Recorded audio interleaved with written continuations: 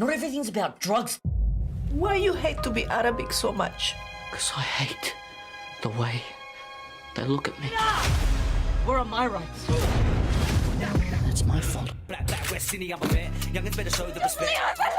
It's not your fault. Our lead actor, Rahel Romahn, plays Tez, and he joins us now in the studio. Welcome to you. Thank you to very your much. first ever live television interview, I believe. I'm very excited. Okay, we're going to go very gently on you, okay? Thank you very much. Thank you. Yeah, take Okay, it easy first question. So, Streets of Colour, okay, Yes. explores everything from racism to addiction. Can you tell us a little bit about the story itself? Absolutely. Look, it's essentially about a young man's plight as an immigrant in this country. He's dealing with cultural identity issues, hence the blonde hair and the blue eyes, and so he's dealing with something deep-seated and deep-rooted. And he lost his mother when he was young, and his father wasn't around. And at the beginning of the film, he loses his friend in a racist street fight and a street attack, a race-related street attack. And it's it's essentially about his, and also he's got a son that he's not able to see because he's involved in drugs. And yeah, it's a coming-of-age tale about a young man, you know, growing into adulthood and finding his feet and becoming the father that he's destined to be. It sounds like an incredible role. You were actually awarded the Heath Ledger Scholarship, Yes, which is that's voted right. on by the likes of Chris Hemsworth and Jackie Weaver. Yes. What was that like for you? Oh, it's just an absolute honour to be able to represent the legacy of Heath Ledger, and obviously a beautiful soul that we lost way too early. And yeah, you know, you submit yourself for a scholarship, you don't know how it's going to turn out. And I guess with my 17 years of working really hard at my craft and the technical parts of acting that have led me to that moment, and it's an absolute honour to be picked by the likes of Jackie and Chris. And yeah, a wonderful, wonderful judging team. Australians in film are amazing. Yeah, they run that. And, they're incredible. Isabel and Peter, and yeah, it's just an absolute honour.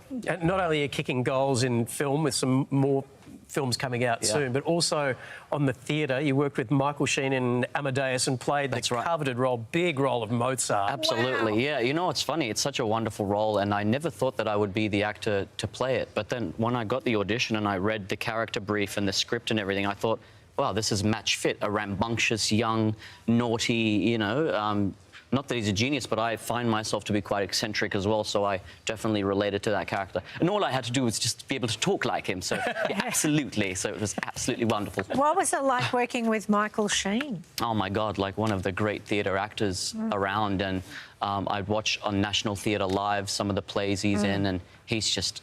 he did Under Milkwood, which is a wonderful Welsh play. And, yeah, it was just to be able to share the stage with him. And Michael Sheen played Mozart 23 years before he played Salieri, so I was like, I want to do him proud, and I don't want to, you know, the role that... It was the role he did in Broadway, and it kind of blew him up in America at the time. So, yeah, it was great to share the stage with someone like that, and it really... Because I'm not theatre trained, so I brought my whole A game and all the years of experience that I had and all the techniques I've learned to the stage, and it's just such a beautiful arc, where the character starts, where he ends, the tragedy, you know.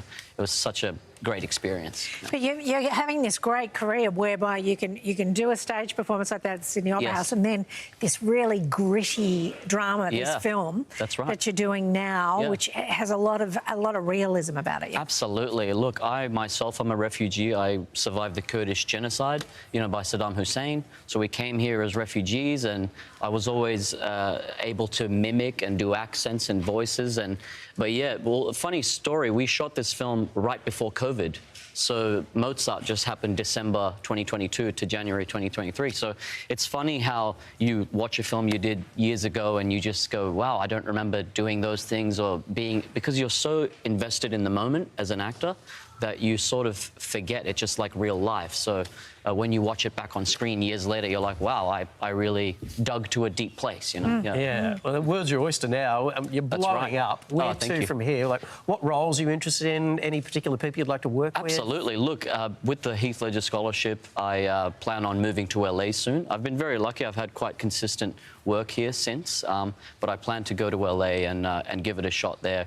But also with Streets of Colour, which has just come out, and it's such a beautiful independent film, we're actually up for AACTA nomination, which is an Australian Academy of Cinema and Television Arts. And yeah, we're really excited for the voting, and we hope we get nominated. Wonderful producer Yolandi Franken, amazing writer-director Ronnie Riskalla. So we're really excited about what happens with this film in the future. Oh, good luck with that. And you can watch Streets of Colour now. You can rent or buy it on digital platforms like Apple TV and YouTube. Congratulations on everything so far. Thank you very much. Remember the little people on the red carpet when I have to interview you on the way into the Oscars, will you? We're going to get on a jet and go to the Bahamas or something. Sounds like a plan. Bring it on. That might be I like this guy. Thank you. Thank you for the opportunity. Well,